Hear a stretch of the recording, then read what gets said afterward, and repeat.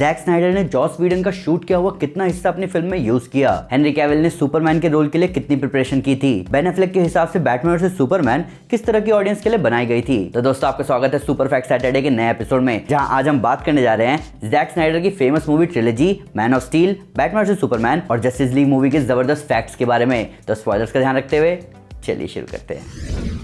Henry Cavill ने man of steel में अपने सुपरमैन के रोल को प्ले करने के लिए जबरदस्त लेवल की डेडिकेशन दिखाई, जहां उन्होंने शर्टलेस सीन के प्रिपरेशन में स्टेरॉइड्स लेने से मना कर दिया, प्लस उन्होंने डिजिटल टचअप्स के लिए भी मना कर दिया। उनका मानना था कि ये सब करना डिसऑनेस्ट होगा सुपरमैन के रोल के लिए। हालांकि पूरी मैन ऑफ स्टील में सिर्फ 2 ही शर्टलेस सीन हैं, जिसके लिए उन्होंने महीनों तक ट्रेनिंग करी। उन्होंने अपने कैलोरी इनटेक को 5000 से 1500 कर दिया 6 हफ्तों के लिए, जिसके बाद उनका बॉडी फैट लेवल 7% तक चला गया, जो कि प्रोफेशनल बॉडी बिल्डर्स अचीव करते हैं, वो भी अपने कॉम्पिटिशन के टाइम। ये सब हेनरी कैविल ने सिर्फ और सिर्फ सुपरमैन के रोल के साथ जस्टिस करने के लिए किया। जिसके बाद जब उनके शर्टलेस सीन शूट हो गए तो डायरेक्टर जैक स्नाइडर ने उन्हें एक आइसक्रीम टब और पिज्जा दिए। हालांकि वहीं दूसरी तरफ बेन एफ्लेक ने अपने Batman versus Superman dawn of justice के अपने बैटमैन के रोल को प्रिपेयर करने के लिए 20 पाउंड मसल गेन करने के साथ साथ अपनी बॉडी को 80% बॉडी फैट तक लेकर गए, जहां वो दिन में 2 घंटे वर्कआउट करते और उस वर्कआउट के एक मिनट से उन्हें नफरत थी। जस्टिस लीग के स्नाइडर कट में ग्रीन लैंटर्न जॉन स्टुअर्ट को दिखाने के लिए जैक स्नाइडर ने बहुत एफर्ट डाले। वहां एक टाइम पे तो उन्होंने वार्नर ब्रोस को धमकी तक दे दी कि वो प्रोजेक्ट छोड़ देंगे, पर वार्नर ब्रोस ने तब भी उन्हें मना कर दिया जॉन स्टुअर्ट को पोस्ट क्रेडिट सीन में दिखाने से, ये कहते हुए कि उन्होंने ऑलरेडी जॉन स्टुअर्ट के ग्रीन लैंटर्न को लेकर कुछ प्लान कर रखा है, जिसे वो खुद अनाउंस करना चाहते हैं। और जनवरी 2023 में डीसीयू के साथ जेम्स गन ने अनाउंस किया लैंटर्न सीरीज। वहीं स्नाइडर कट के लिए जैक स्नाइडर और स्टूडियो मार्शियन मैनहंटर को दिखाने पर सेटल हुए, जिसके साथ ही सिनेमैटिक डेब्यू बना जॉन जोन्स यानी मार्शियन मैनहंटर का, जो कि जस्टिस लीग के 7 फाउंडिंग मेंबर्स में से एक था। प्लस इस रोल को प्ले कर रहे हैरी लेनिक्स को अक्टूबर 2019 तक कोई आइडिया नहीं था कि कैल्विन स्वानविक मार्शियन मैनहंटर है। वंडर वुमन का रोल प्ले करने वाली गैल गैडोट को ओरिजिनली कास्ट किया गया था मैन ऑफ स्टील में दिखने वाली फावरा के रोल में, पर उनकी उस वक्त की प्रेगनेंसी की वजह से उनकी जगह आंटी ट्रॉ को ये रोल दिया गया। हालांकि ये उनके साथ अच्छा हुआ, क्योंकि इसी के बाद वो बैटमैन वर्सेस सुपरमैन में डायना प्रिंस यानी कि वंडर वुमन के रोल के लिए चुनी गई, जिसके साथ साथ उन्हें वंडर वुमन मूवी भी मिली। बैटमैन वर्सेस सुपरमैन का बहुत सारा इंस्पिरेशन लिया गया है जैक स्नाइडर की फेवरेट ग्राफिक नॉवेल्स में से एक 1986 की फ्रैंक मिलर की द डार्क नाइट रिटर्न्स से, जहां बैटमैन का आर्मर लिटरली सेम है ग्राफिक नॉवेल के आर्मर से। एल्फ्रेड की एम्प्टी वाइन सेलर वाली लाइन भी यहीं से ली गई है। बैटमैन को इतना बड़ा दिखाने का इंस्पिरेशन भी यहीं से आया। डूम्सडे के अटैक के दौरान बैटमैन का वॉल पोस्ट भी यहीं से आया और सुपरमैन के स्पेस में डीके होने वाला सीन भी यहीं से लिया गया है। हालांकि इसी ग्राफिक नॉवेल में ऑलिवर क्वीन यानी कि एरो बैटमैन की मदद करता है सुपरमैन को हराने में, जिसका एक हाथ नहीं होता और वो अपने दांत से क्रिप्टोनाइट एरो खींचकर सुपरमैन पर छोड़ता है। जैक स्नाइडर के हिसाब से उनकी जस्टिस लीग में उन्होंने जॉस व्हीडन का फिल्म किया हुआ कोई भी पार्ट यूज नहीं किया। यही रीजन है कि सुपरमैन के अपर लिप वाले सीजीआई की कंट्रोवर्सी जैक स्नाइडर को फेस नहीं करनी पड़ी। उन्होंने यहाँ तक कि नाइटमेयर वाले सीन में भी सुपरमैन का फुटेज मैन ऑफ स्टील और बैटमैन वर्सेस सुपरमैन से लिया है। जब वार्नर ब्रोस ने मैन ऑफ स्टील का आइडिया सामने रखा तो सुपरमैन रिटर्न्स के डायरेक्टर ब्रायन सिंगर और सुपरमैन का रोल प्ले कर चुके एक्टर ब्रैंडन रूथ सामने आए अपने इंटरेस्ट के साथ, जहां Brian Singer further Superman Returns का सीक्वल बनाना चाहते थे और ब्रैंडन रूथ सुपरमैन का रोल प्ले करना चाहते थे।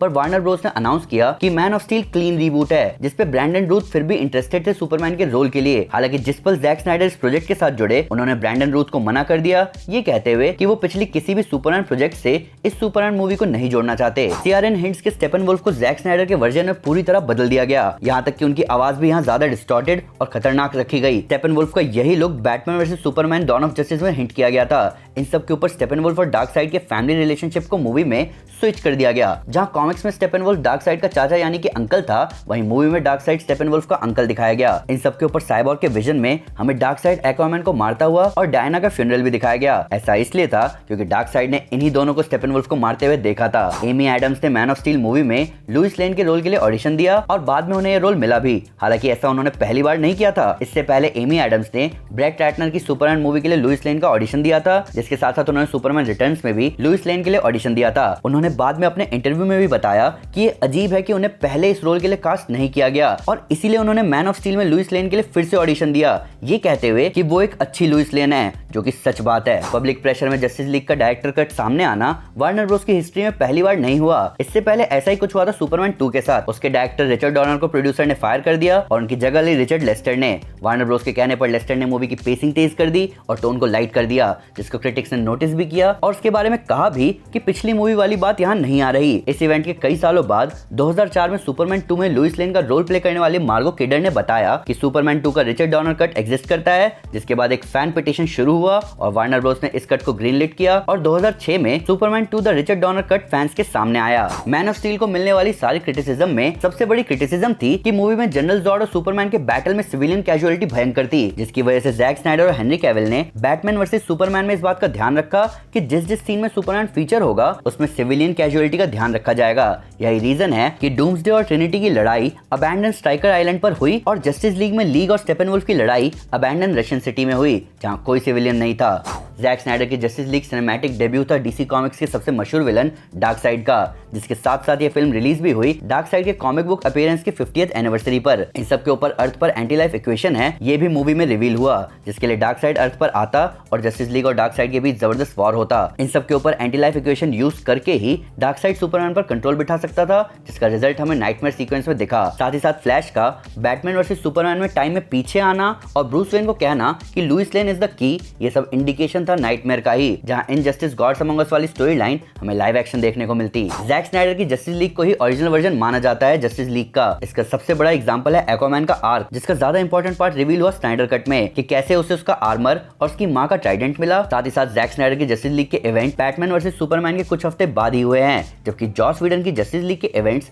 सुपरमैन की डेथ के 1 साल बाद हुए। इन सब के ऊपर आपको जैक स्नाइडर की जस्टिस लीग में एक्टर्स दिखने में बहुत हद तक बैटमैन से सुपरमैन जैसे ही दिख रहे होंगे, क्योंकि जस्टिस लीग का मेजॉरिटी पार्ट बैटमैन से सुपरमैन की शूटिंग खत्म होने के ठीक बाद शुरू हो गया। यही रीजन है कि जैक स्नाइडर जुलाई 2016 के कॉमिक कॉन में ही फैंस के सामने ट्रेलर ले आए, जबकि बैटमैन वर्सेस सुपरमैन उसी साल मार्च में रिलीज हुई थी। Batman versus Superman dawn of justice movie जहां आज फैंस के बीच अच्छी खासी रिस्पेक्ट होल्ड करती है, वही ये मूवी अपने रिलीज के टाइम क्रिटिक्स के मिक्स रिव्यू के सर्कल में फंस के रह गई, जहां क्रिटिक्स ने इस मूवी को 29% की रेटिंग तक दी। अब जहां रिव्यूज को देखा जाता है व्यूअर्स के उस वक्त के मूड को देखते हुए, वहीं फैंस को समझना चाहिए कि IMDb, रॉटन टोमेटोज या मेटाक्रिटिक रेटिंग्स का कोई लेना देना नहीं है एक अकेले ऑडियंस के मूवी को लेकर रिस्पॉन्स से। कई बार अच्छी रेटिंग होते हुए आपको कोई मूवी पसंद नहीं आ सकती, इसका मतलब आपका टेस्ट खराब नहीं है, बल्कि मूवी सिंपली आपसे कनेक्ट नहीं कर पाई। दूसरी तरफ खराब रेटिंग के साथ भी अगर आपने मूवी एंजॉय करी तो क्रिटिक्स में कमी नहीं है, बल्कि मूवी आपके जैसी ऑडियंस को ही ध्यान में रखकर बनाई गई थी, ना कि क्रिटिक्स को। और इस सेम बात के बेन एफ्लेक और हेनरी कैविल ने बैटमैन वर्सेस सुपरमैन के क्रिटिक्स के खराब रिव्यू को देखते हुए जैक स्नाइडर के DCU कंट्रीब्यूशन का कोई मुकाबला नहीं है। यहाँ तक कि द फ्लैश फिल्म भी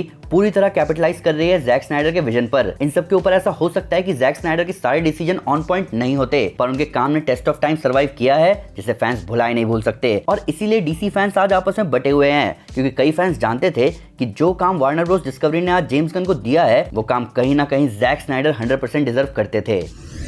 तो दोस्तों ये थे कुछ जबरदस्त फैक्ट्स जैक स्नाइडर की DCU ट्रिलॉजी के बारे में। जैक स्नाइडर बेशक DC से बहुत दूर हो चुके हैं, पर फैंस उनका किया हुआ काम कभी नहीं भूल सकते। हालांकि फैंस को भी समझना होगा कि किसी भी फिल्म मेकर के उसके काम से दूर जाने के बाद अगर उस काम की तब रिस्पेक्ट की जाएगी तो इसका कोई फायदा नहीं है। पर फिर भी अगर मुझसे कोई डिटेल मिस हो गई हो या आपके उसके नया फैक्ट इस वीडियो से रिलेटेड, तो प्लीज़ हमें कमेंट में जरूर बताएं या हमारे सोशल मीडिया हैंडल पर हमारे साथ शेयर करें। हम हर जगह हैं। तो दोस्तों अगर आप DC के बारे में डिटेल में जानना चाहते हैं तो मैं आपको हमारे इनजस्टिस गॉड्स अमंग अस कॉमिक सीरीज रेकमेंड करूंगा। साथ ही साथ अगर आपको वीडियो पसंद आए तो इस वीडियो को लाइक और शेयर जरूर करें, और ऐसे कई सारे सुपर कंटेंट के लिए हमारे चैनल को सब्सक्राइब करना ना भूलें। Thank you guys, this is Aman Sinha and you are super.